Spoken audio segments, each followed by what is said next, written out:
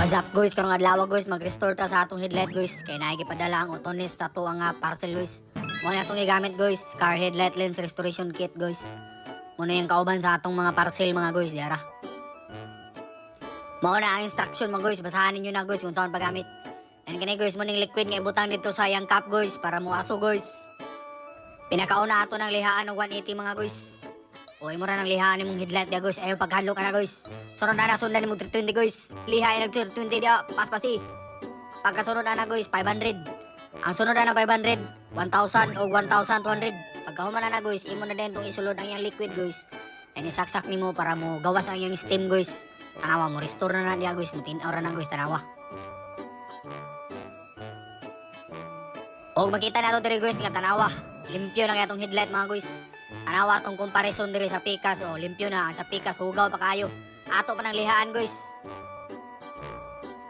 Pagkahuman mo og liha diya guys, imo na po tong repilan o katong iyang liquid mga guys, tanawa. Isaksak na po na diya guys para mugawas na iyang steam mga guys, ma-restore na imong headlight guys.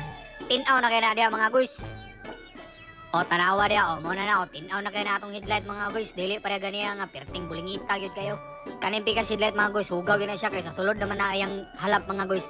Check out na mo mga guys, mora to guys, salamat.